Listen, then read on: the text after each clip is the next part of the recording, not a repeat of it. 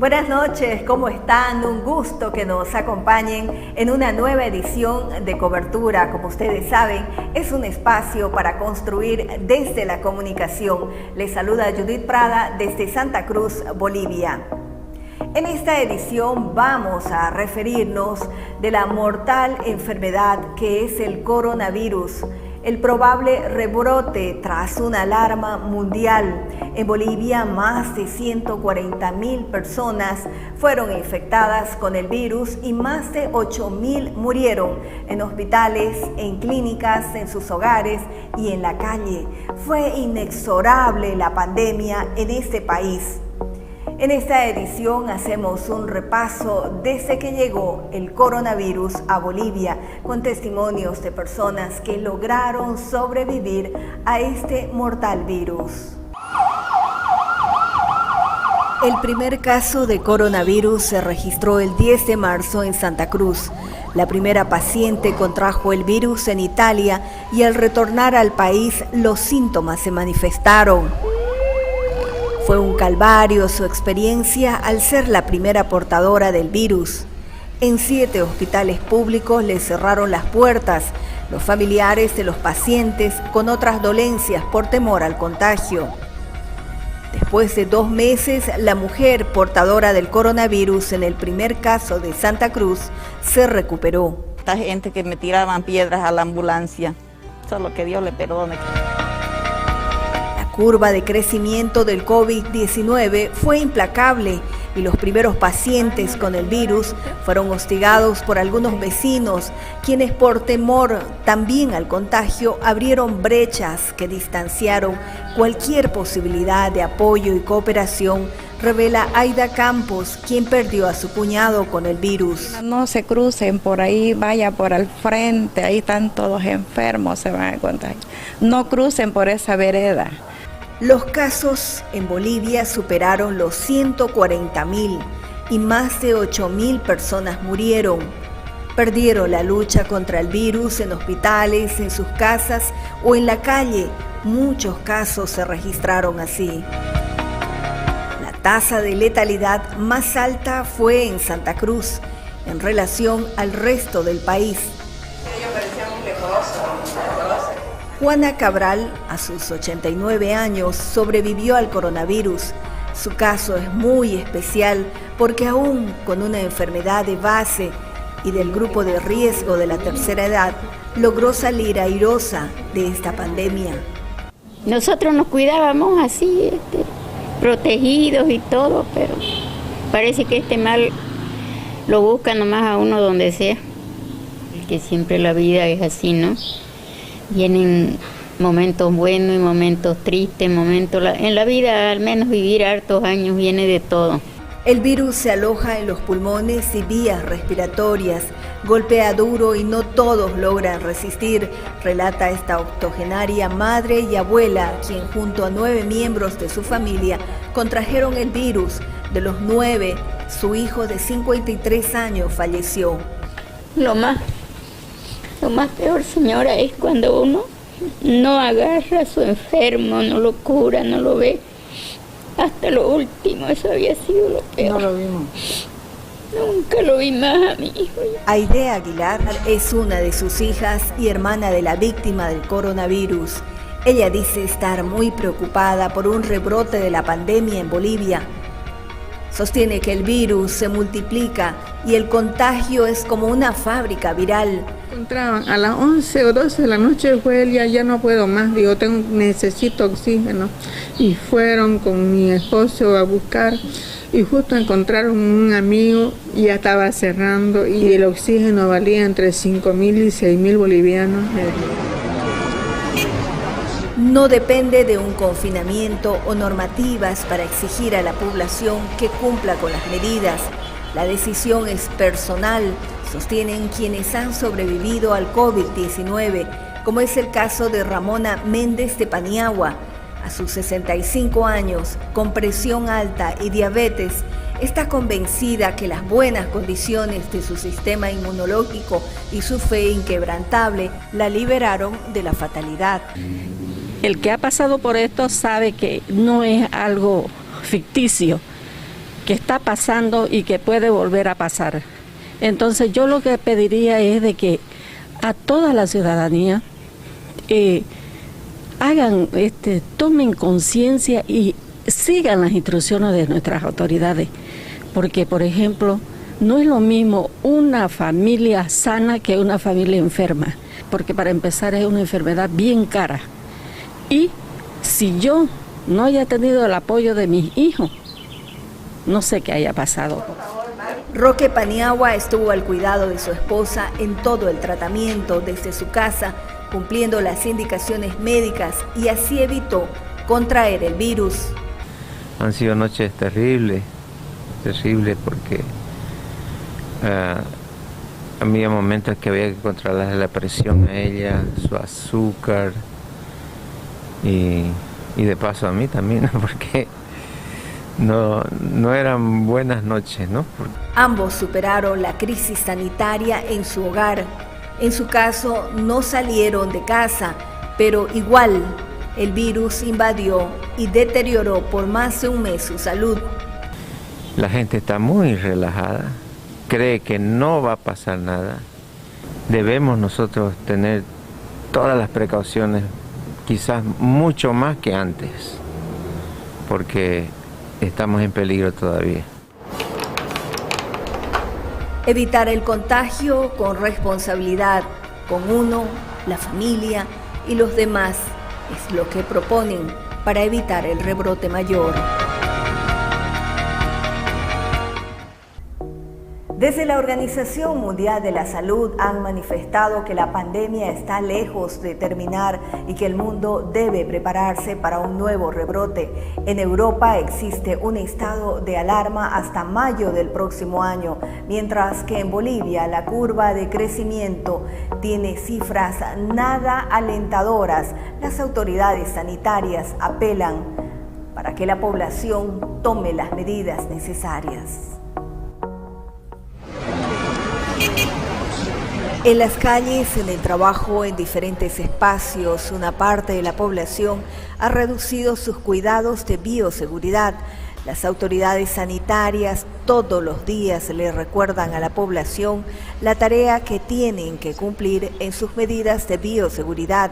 Marcelo Ríos, responsable del Servicio Departamental de Salud de Santa Cruz, apela al buen juicio de la población. Con esta situación muy compleja, muy lamentable por las vidas humanas que hemos tenido que perder en el departamento, salud, militares, policía, prensa, familias en general. Sin embargo, el equipo de salud sigue trabajando, sigue estando y preocupado sobre todo porque esto no se detiene. Esto continúa y con serios indicios de empeorar cada día. Por eso es que la población debe entender aquella que ha decidido no cuidarse. Lamentablemente en los últimos días hemos tenido reportes que existe un gran número de mujeres embarazadas, internadas o que han asistido a la consulta médica y han sido positivas por laboratorio a coronavirus.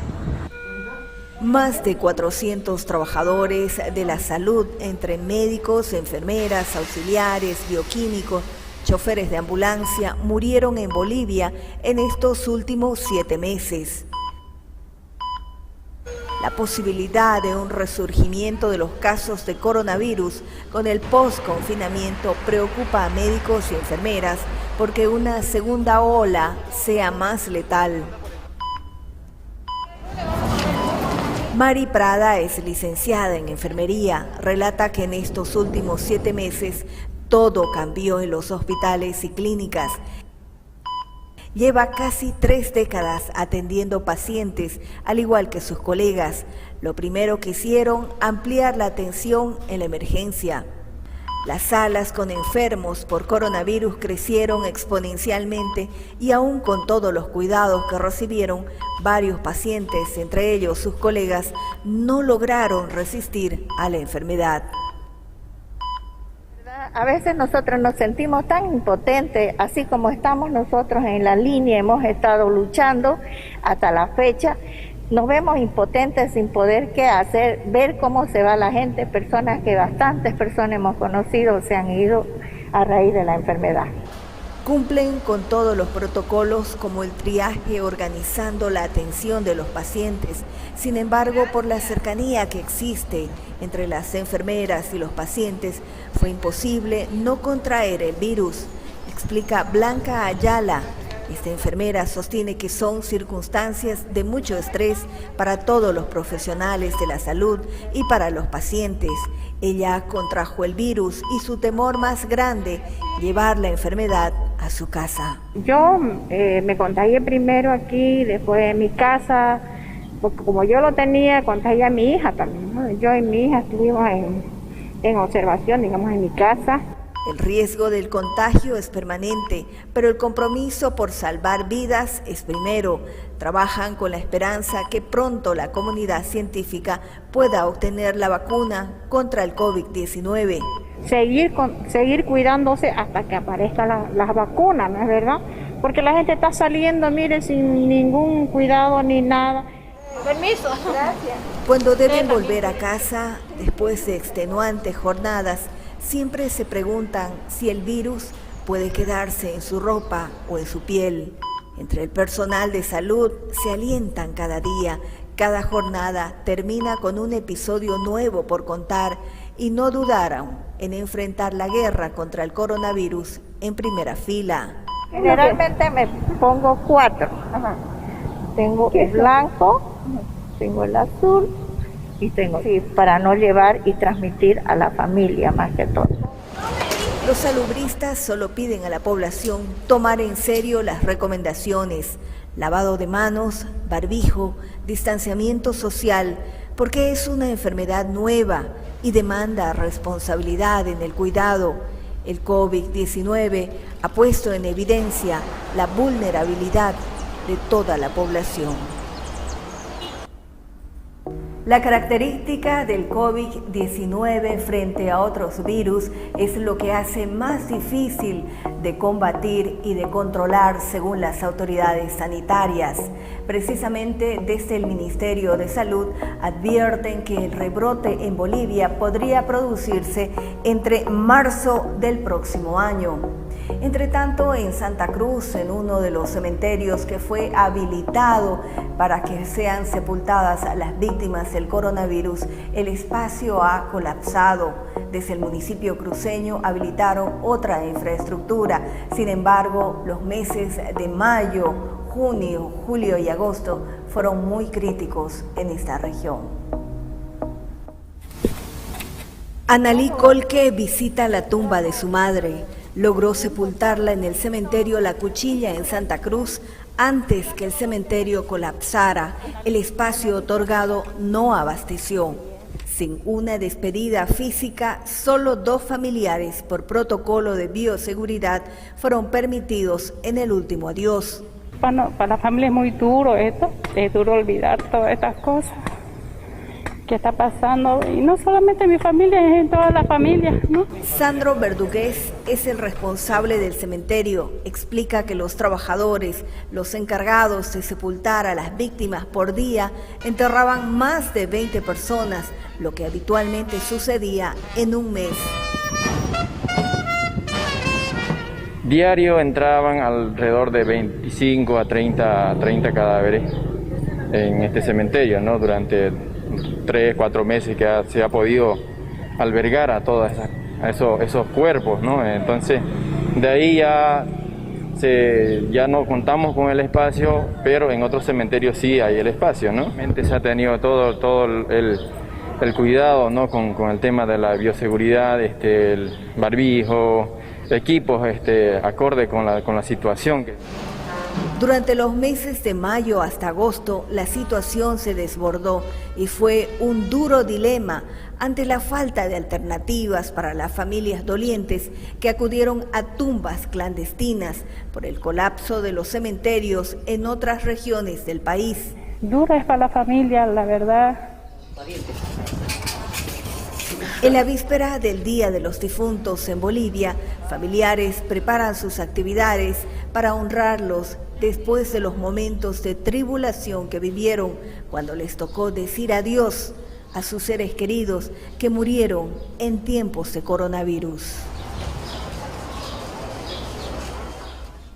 Bolivia se encuentra en la etapa de post-confinamiento con la reapertura de todas las actividades económicas.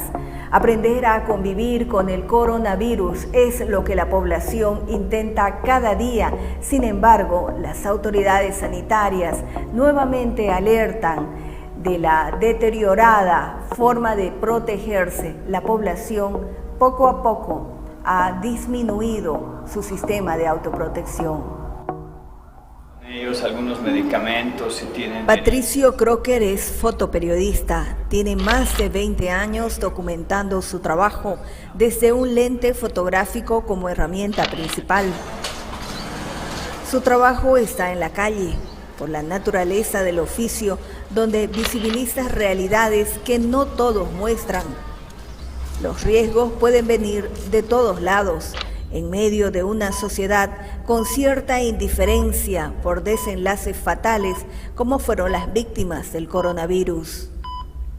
La cobertura de la pandemia implica un desafío mayor, demanda ética, principalmente para documentar el sufrimiento ajeno. Nosotros que hemos sido fotógrafos en conflictos, en tantas cosas, tú llegabas a tu casa y el conflicto no te seguía a la casa. Este era un enemigo diferente. Tú no sabías si lo podías traer a tu casa hasta días después. No sabías cómo se podía presentar en tu hogar. La pandemia del COVID-19 no ha terminado.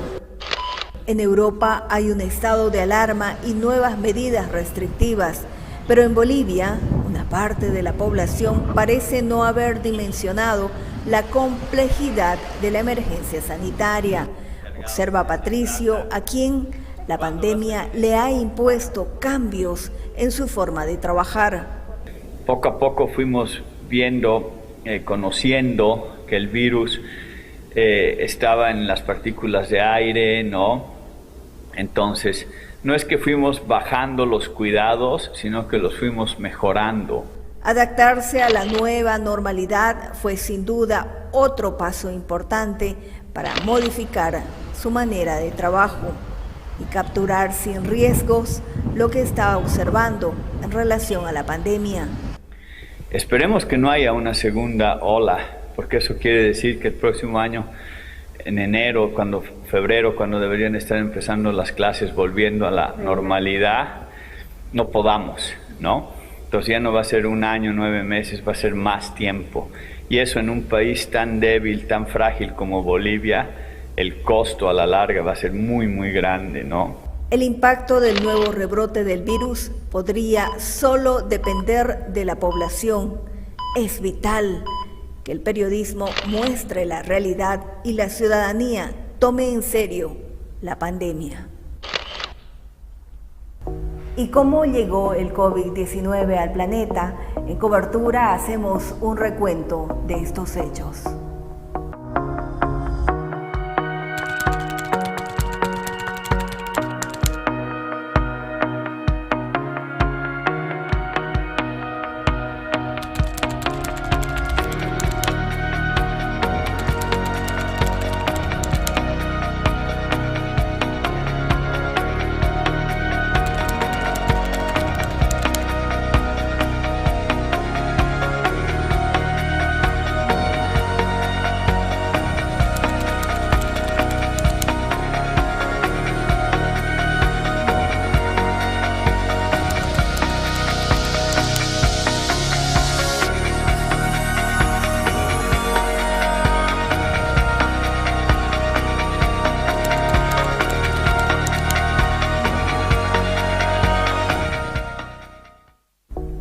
Una segunda ola en Bolivia en medio del frágil sistema de salud es lo que preocupa a todas las autoridades sanitarias. Precisamente médicos de todas las especialidades se movilizan para exhortar a la población a mantener los cuidados necesarios. El médico especialista, endocrinólogo e investigador científico Douglas Villarroel comparte con nosotros estas preocupaciones. Y en este momento están sufriendo lo que se llama la segunda ola del COVID-19. ¿por qué creemos que nosotros no nos va a suceder? Cuando en el Beni no había ningún caso y había muchos casos en el resto del país, todos pensábamos que el Beni era inmune, todos pensábamos que había algo especial, que era una isla de Bolivia, que nadie se iba a contagiar, y la realidad nos vino como un mazo sobre todos nosotros, un mazazo, vamos a decir, y empezaron a ver los contagios y las muertes en el Beni, pero durísimo. Entonces, ¿por qué viene una segunda ola, Judith? Bueno, primero que no hay una vacuna eficaz contra COVID-19, no hay cura. Y en muchos de los informes que han salido anteriormente, los anticuerpos que produce la infección, es decir, las personas que ya se han infectado y tienen anticuerpos, aparentemente son de corta duración. Entonces, la segunda ola viene por factores desde lo individual hasta lo nacional de nuestros gobernantes. Está relacionada a mala actitud individual, falta de conciencia de la comunidad en general, problemas en toma de decisiones a nivel local y a nivel nacional. Y es que necesitamos nomás seguir estrictamente las pautas de salud con medidas de protección. Aparentemente este rebrote es casi inevitable, mientras vemos a una parte de la población atomizada, no hay ninguna reacción cuando esa decisión está en cada uno. Bueno, queremos normalidad, pero mientras queremos normalidad, el virus continúa propagándose, enfermando a las personas y matando. No es de que no está, que ha desaparecido, está aquí entre nosotros el virus. Es como si al pretender que ya se ha ido, pudiéramos hacer que se vaya, pero no sucede así. Cuando se suspendieron las medidas de restricciones o los horarios estos que se podía salir hasta cierta hora y de quedarse en casa, parece que como que hubiera sido una campanita que sonó y una señal de que ya estamos a salvo. No estamos a salvo. Entonces, cuando usted, Judith, cuando yo vemos personas que vuelven a reunirse sin respetar distancias, sin usar barbijos, uno se pregunta qué pasó con el sentido común. Bueno, primero de que deberían hacerse más pruebas diagnósticas. Seguimos a tantos meses de que comenzó la infección en Bolivia, seguimos haciendo muy pocas pruebas o solamente a los que tienen síntomas cuando deberían hacerse masivamente las pruebas de PCR para realmente tener control de la enfermedad. Pues los porcentajes, cuando los miramos de palco, uno dice, claro, mire, qué cosa, ¿no? Pero cuando ese 1%, 3% nos toca a nosotros, a su hijo, a su papá, a su hermana, a su esposo, a su esposa, se convierte en el 100%. Y la pérdida es para siempre. El dolor es inmenso. Creemos que no nos va a tocar. Este virus no respeta clase social, no respeta a ningún tipo de personas, hombres, mujeres. Es verdad que se da con mayor gravedad en las personas que tienen enfermedad de base, en las personas adultas, pero también se da en los jóvenes. Quiero aprovechar entonces su interés en el tema y el apoyo que usted brinda a la sociedad a través de este espacio para recordar entonces a la población de que debemos usar barbijo, de que tenemos que mantener distancia, que tenemos que lavarnos las manos y usar alcohol en gel, que el virus no se ha ido. Suena repetitivo, ¿no ve? Pero es real, es necesario, porque lo estamos olvidando, lo estamos ignorando, lo estamos dejando de lado. Pensamos que no nos va a ocurrir a nosotros porque ha bajado la tasa de infección y la tasa de muerte. Ya ni miramos quiénes mueren y quiénes se infectan. En este momento, en Bolivia y en Santa Cruz de la Sierra, hay muchísima gente en terapia intensiva, en intubados en ventiladores mecánicos por la enfermedad, esa persona puede ser usted o su ser querido. Agradecemos al doctor Douglas Villarroel por estas recomendaciones y según el Programa del Medio Ambiente de las Naciones Unidas, la naturaleza es clave en la era de las pandemias. Sin prevención, las pandemias serán más frecuentes, más peligrosas y más mortales. Hasta aquí hemos concluido con el abordaje de este tema, la crisis sanitaria en Bolivia y en el mundo, con todas sus complejidades que demanda la atención de toda la población. Ahora cambiamos totalmente de información para referirnos a nuestro próximo capítulo de la justicia conciliadora, esta vez en sede judicial.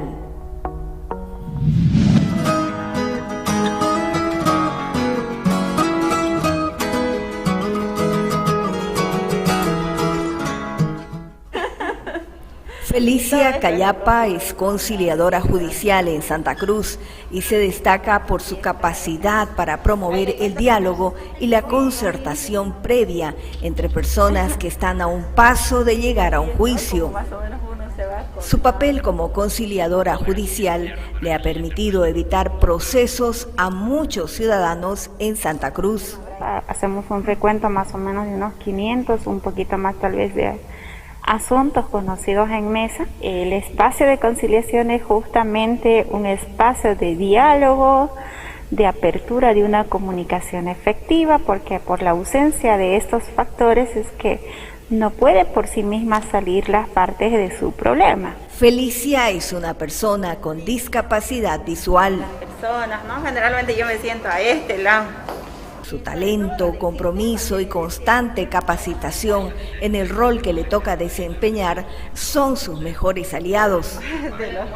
¿Cómo son sus audiencias previas?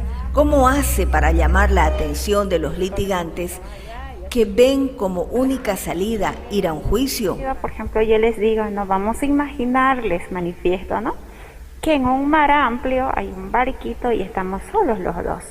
Viene la tormenta y de pronto uno dice atrás, adelante, derecha, izquierda, y cuando está la tormenta, cuando está el problema, es normal que nos contradigamos, que creamos que nuestros caminos son divergentes, pero lo que nos unifica a ambos es el deseo de salir. De cómo encontramos terreno firme para que escapemos de la tormenta es justamente la conciliación. Entonces ahí nosotros le decimos cómo. Si las dos partes en conflicto encuentran puntos de coincidencia guiados por un conciliador judicial para solucionar sus diferencias, acuden al juez y en una o dos audiencias se dicta la sentencia previo acuerdo entre partes. Ese es el papel de un conciliador judicial. Había una estadística así alarmante donde los procesos duraban de 5 a 6 a 10 hasta 20 años, un proceso civil donde las partes no sabían en qué iba a concluir su proceso. Pero ahora, gracias a la conciliación por un lado y además que constitucionalmente está establecido la cultura de paz, entonces las autoridades judiciales estamos obligados a llamar a conciliación ya dentro del proceso. Janet Quiroga es vocal de la Sala Cuarta en materia civil en Santa Cruz. Esta autoridad destaca la celeridad que han tenido muchos procesos hasta llegar a la sentencia mediante los conciliadores que trabajan en materia civil. Hay algunos jueces muy conciliadores que llevan a cabo la audiencia en la audiencia preliminar convocan a la conciliación a las partes, que el proceso puede terminar en esa audiencia, así se hayan ido a juicio. Entonces esto disminuye tanto el tiempo, el desgaste psicológico, la pérdida de tiempo, la pérdida de dinero que implica entrar a un proceso judicial. 46 funcionarios judiciales son los conciliadores en todo el departamento de Santa Cruz. La asistencia de un conciliador, que es un tercero, es fundamental al promover una defensa siempre como un puente que fomente la cultura de paz, como una salida alternativa a un juicio ordinario y cuando concluya sea un proceso de una justicia que restaure el daño, todo a través del diálogo. Exacto. Entonces, si las partes concilian, llegan a un acuerdo, entonces su proceso se termina en la primera audiencia. O puede deferirse, digamos, a una segunda o tercera audiencia, pero eso termina ahí. Usted ha invadido mi propiedad. En otras ediciones vamos a continuar con otras técnicas de la justicia conciliadora promovidos por la Fundación UNIR y la Cooperación Suiza.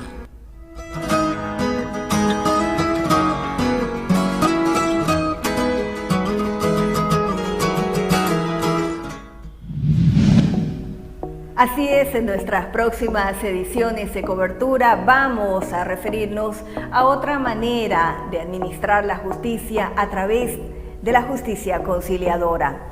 Y al finalizar queremos contarles que ya está a la venta una importante revista que tiene valiosa investigación periodística, Lo que se cayó, donde participan en un trabajo minucioso de reporteo y toda la investigación en libros, revistas y principalmente el juicio de responsabilidades en la década del 80 contra los militares, en quienes pesa la responsabilidad de la desaparición de Marcelo Quiroga Santa Cruz. Una investigación de Abdel Padilla, Arturo Choque, Consuelo Espinosa y Maribel Zúñiga. Todos los detalles están en esta revista, principalmente la operación Avispón a través de una crónica. Es importante conocer lo que ocurrió en Bolivia y en los movimientos de dictadura militar. También existe un audio inédito. Escuchamos una parte de esa investigación. 2 atentados con bombas en mi domicilio, campo de concentración en Madrid, muerte de mi padre, se me impidió asistir al entierro de mi padre, exilio, intento de asesinato. Y no sé todavía lo que me depare el futuro. Valiosísima la investigación, ese audio viene incluido con la revista Lo que se cayó, un trabajo de un equipo completo de periodistas. Y aquí hemos concluido esta edición de cobertura, no sin antes recordarles a todos ustedes para que nos visiten en nuestra página web oficial, donde nosotros recibimos todas las sugerencias y comentarios de temas que sean abordados aquí en cobertura. Decirles también que ya estamos preparando nuestra próxima edición. Hasta pronto.